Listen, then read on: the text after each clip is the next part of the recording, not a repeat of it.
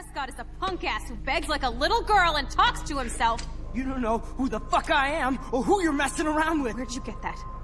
What are you doing? Come on, put that thing down! Don't ever tell me what to do.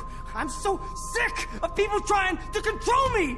You are going to get in hella more trouble for this than drugs. This scene, this is the starting point of Max discovering that she has this weird power, because basically this adrenaline rush and looking at Chloe getting shot, that's how she can trigger that for the first time, and she don't know really why, but that's the seriousness of the situation. Then you'll go back in the art class. So we really tried on this scene to show the deja vu feeling. So the editing and the shots were there to give this weird feeling to the player that, okay, I'm living that again and again, looking at the different moments that the player saw the first time in this scene. So yeah, for the editing in this sequence, we wanted to keep the same elements, but not necessarily the same shots. You can see that first 3 shots are the same, I think, and after we begin to change a little the point of view.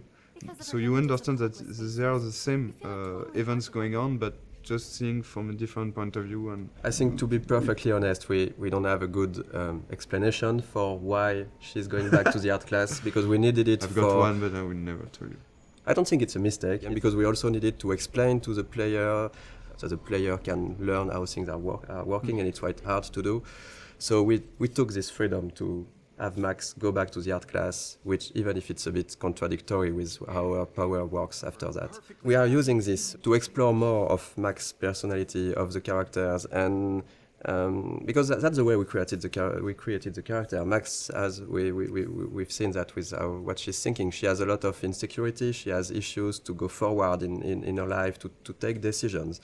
And now she has this ability to not going forward, but going even backward.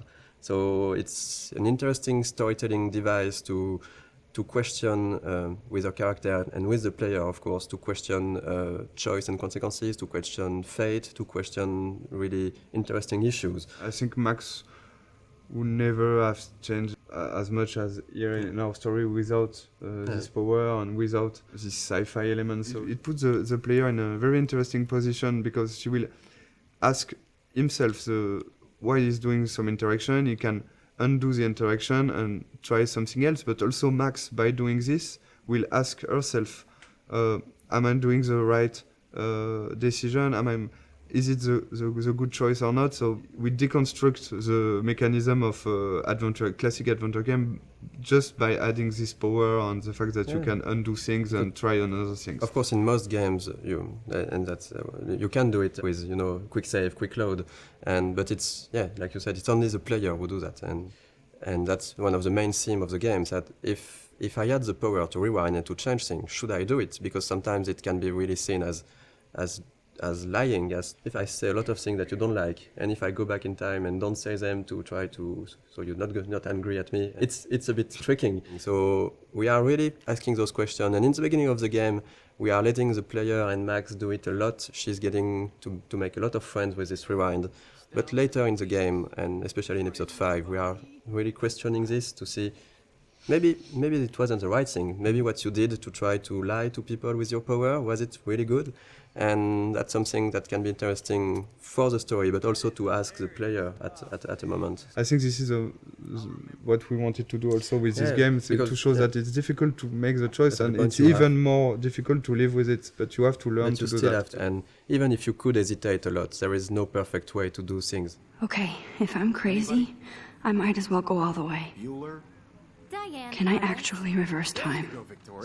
So that basically that the first time the player will actively rewind. So we have Max thinking that, okay, I just got back in time. I'm in the art class, and so that's why we made her break her camera, because we needed to have an element that the player will see that we will rewind. So we can really explain how do you rewind. So Max broke her camera, and then she's thinking, okay, if I got back in time, maybe I can try to do it again and revert that. So that's the first real rewind the player is actively doing.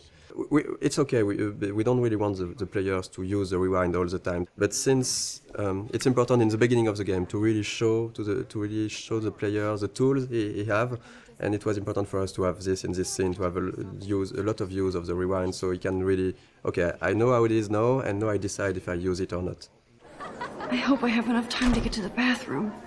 Please, please. I can't tell anybody. They'll think I'm crazy. Since we are really playing the game with the point of view of Max, for her, not everything is clear, so it shouldn't be clear for the player.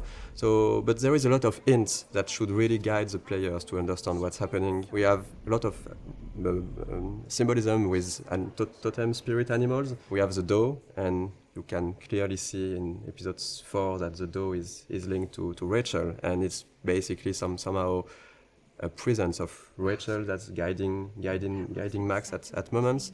I'm not sure that a lot of players notice that, but in episode 2 actually, when you see the doe in the junkyard, it's precisely where Rachel is buried. There is this mystic feeling around the town, and since we didn't want to clearly explain everything, it's part of what makes Arcadia Bay a bit different and a bit special.